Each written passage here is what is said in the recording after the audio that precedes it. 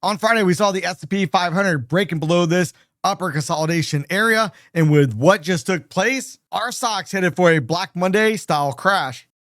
Now, there's going to be a lot of chatter online about what is going to happen on Monday, but let's look at the facts first. If we look at the S&P 500 on a weekly chart, notice as we came back up towards the highs, the MACD indicator is clearly showing us we have divergence up here. Now, 2 consecutive weeks, we've closed near the lower end of the range, and on both of those weeks, we've also had wicks on the top of these candles. Now, if you're wondering what just took place and what are the implications, we can see the first article right here. Trump launches attack on Iran, plunging the U.S. back into the Middle East conflict.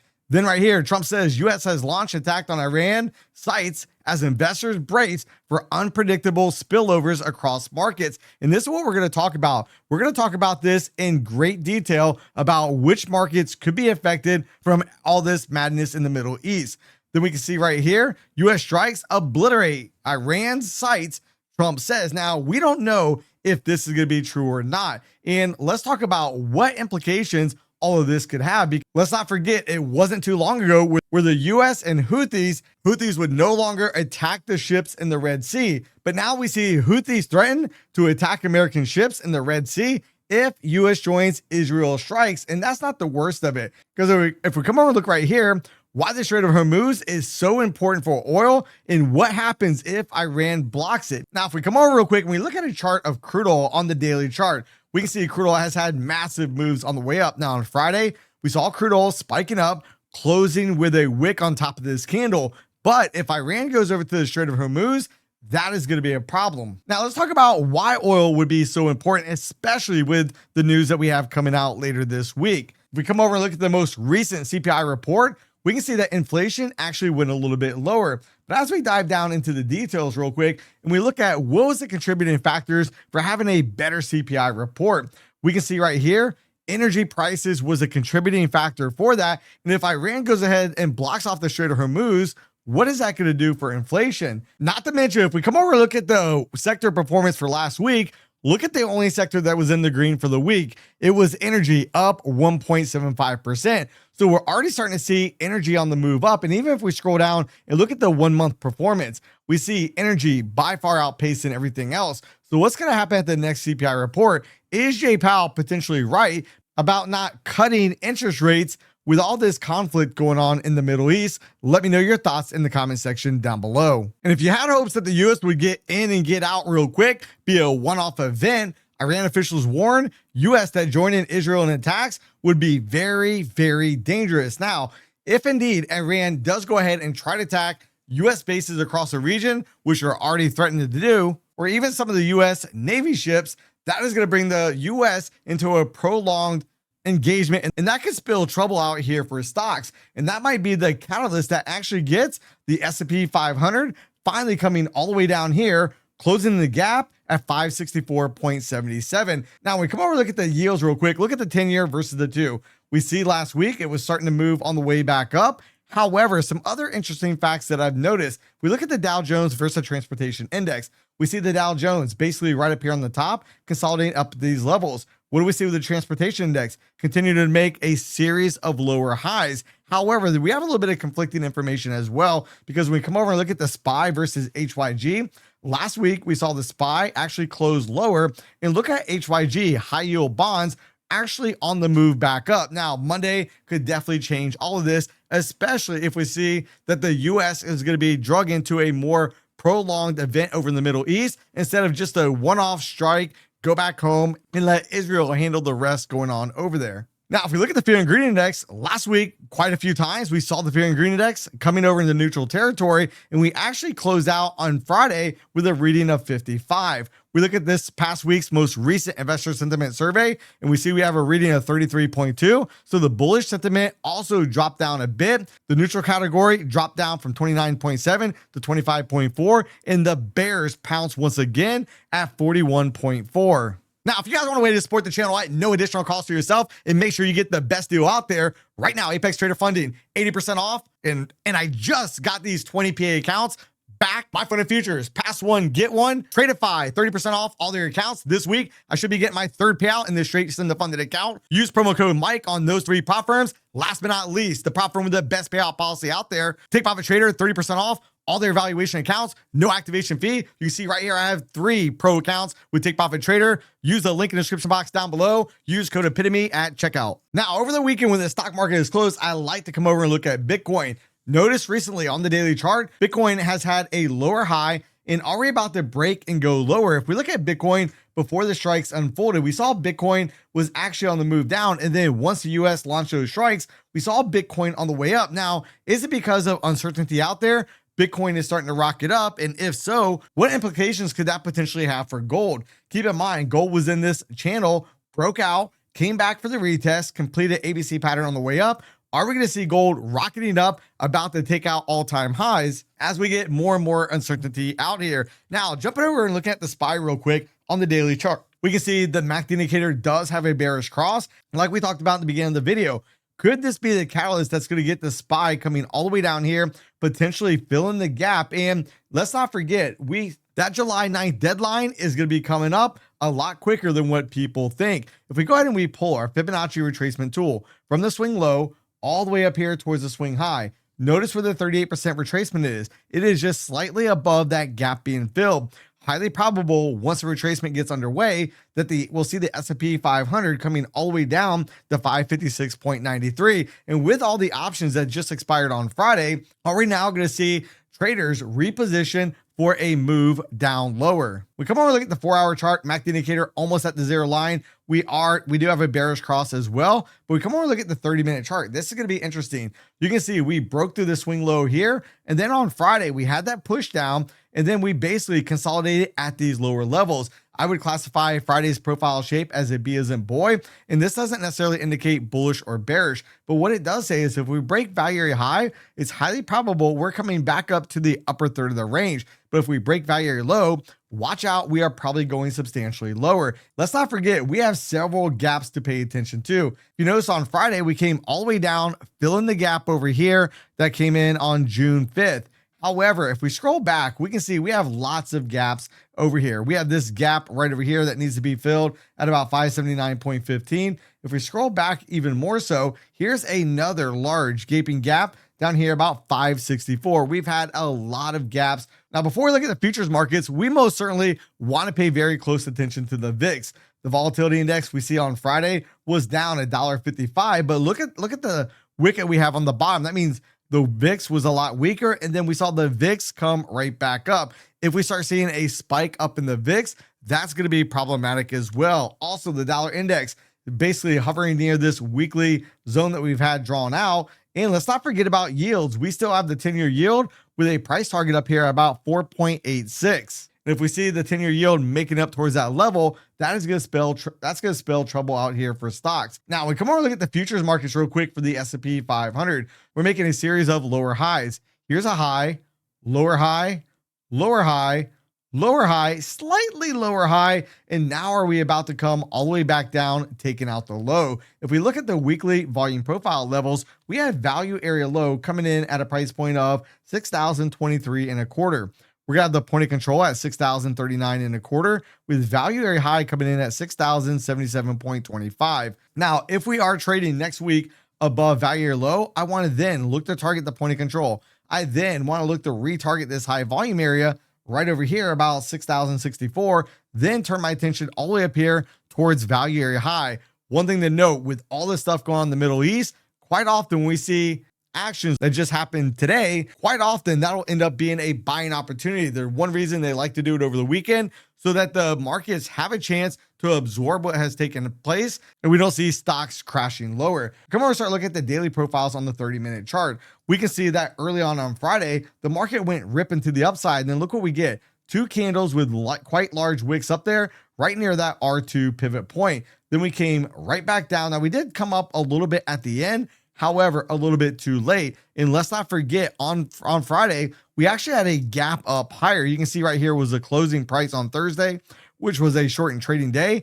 Boom, we have a big gap up. And that was all in hopes that there was going to be de-escalation in the Middle East. But now that we haven't had that de-escalation, are we about to see a nasty gap lower, or is this actually going to be a buying opportunity? Well, one thing I want to pay attention to is where are the daily profile levels coming into play? 6,008.50 will be value area low. The point of control will be right up here at 6,023.5, with value area high being about 6,033. Well, if we can break above value area high, then I want to turn my attentions up towards the upper third of the range. And for that, I want to retarget this prior point of control at about 6,056. If we breach above that, can we go all the way back up here, potentially running the wicks up there?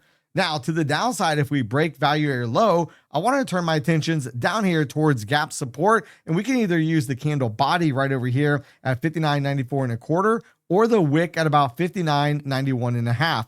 We breach below that, then I want to turn my attentions towards the gap being filled at 59.78.25. Now, this week we're going to get some more inflation data out there. However, is Chris Waller trying to make a run for Jay Powell's job? Because he's basically saying, I don't see any reason why we are not cutting rates. If we come over and look at the probabilities of the next rate cut, we can see right now the market's pricing in the next rate cut coming in September. Now, when we look at the economic calendar real quick, what do we have going on this week? On Monday, we have some PMI numbers coming out at 9:45, along with existing home sales, some FOMC members speaking. On Tuesday, we're going to get Jay Powell actually testifying, along with CB consumer confidence, Richmond Manufacturing Index. On Wednesday, Powell's going to be testifying on day number 2. Then on Thursday, we get core durable good orders coming out, final GDP numbers, weekly unemployment claims, along with pending home sales at 10 a.m. But then on Friday, we're going to get the Fed's preferred measure of inflation. We get the core PCE price index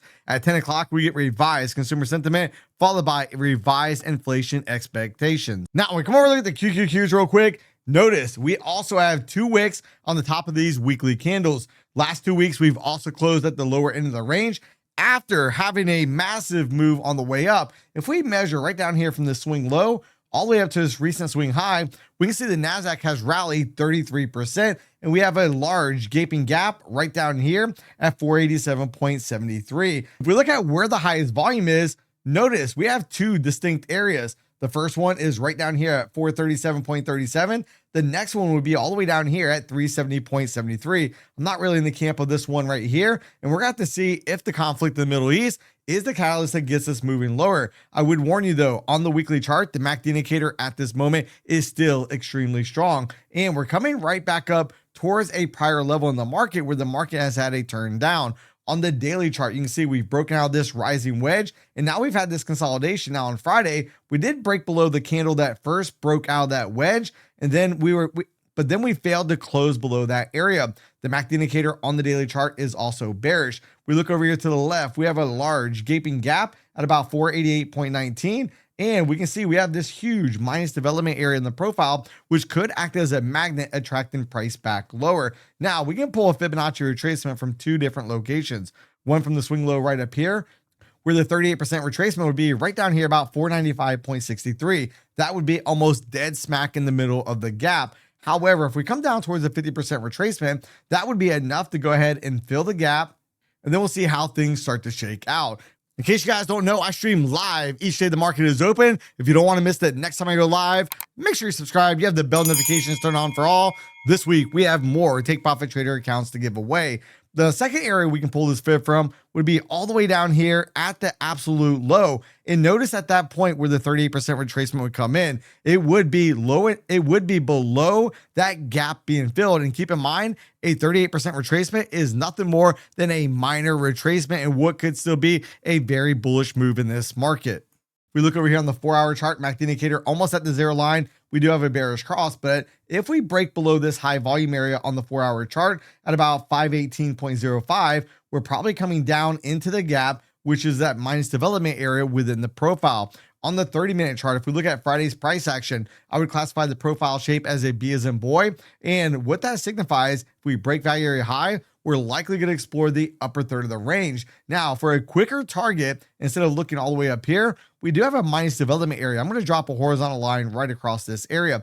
That's going to be somewhere about 529.64. So there's 2 ways I could look to play this. One, if we break below value area low and we start coming back up, I could then target the point of control, value area high, and if we break value area high, look to target that minus development area. Or if we just simply rip right up, catch everybody off sides looking for a gap down on Monday, then we can use this as a primary target. Then the next target would be up here about 532.24, kind of the candle bodies. We breached that. We're probably going to go ahead and be able to take out the highs from Friday and then go all the way back up and start marching back up towards all-time highs. Now, when we come over and look at the futures markets real quick, notice what we have going on. We closed slightly below value area low, which will come in at 21,882 and a quarter. The point of control is going to be way up here at 22,053 and a quarter, with value area high being about 22,126.25. And notice last week we opened up lower, we got the full rotation up, then we got the full rotation down, and then we got a half a rotation all the way back up from the prior week's profile before ultimately coming back lower. Now we can make the case where we have a series of lower highs. Here's a high, lower high, and then another lower high. So right now we have a slight corrective move on the way down, at least on the 4-hour chart. Now, if we come over and start looking at the daily profiles on the 30-minute chart, we have that B as in boy shape profile. And notice we have a minus development area right up in this area of the profile, which is slightly above value area high, all the way up here to about 21,969. Now, if you look at the volume profile levels on the daily, we close very close near the point of control at a price point of 21,859 and a half. Value area high will be 21,936 and a half, with value area low coming in at 21,801. So if we open up with a massive gap down, then we want to be cautious, right? If you're a super aggressive trader, one, wait and see, can we go ahead and run all the way down here, potentially fill in the gap? That would be somewhere right around 21,704. Then do we go ahead and start to turn back up? Now, a conservative way to play this volume profile rotation on the way back up would be if we go down there, fill the gap. If we get back above the low from Friday, we can use value area low as a target 1, point of control as target number 2, value area high as target number 3, and then that minus development area as a 4th target. Anything above that price point, I'd want to turn my attention up here towards the candle bodies, somewhere in the ballpark of about 22,073. We breach above that. Then on the 4-hour chart, we're probably going to go ahead, take out that high, and then at that point, we have been the case where we have a series of higher highs. And if we do not take out the low from Friday, then notice we have a potential for an A to B equals C to D pattern on the way up, back up here towards 22,246. However, we need to pay attention. Do we open up below? Do we open up lower? And more importantly, do we take out that swing low? Instead of watching the news headlines out here this week, let's pay attention to what is price doing. All right, let's not trade on emotions. Let's trade on facts.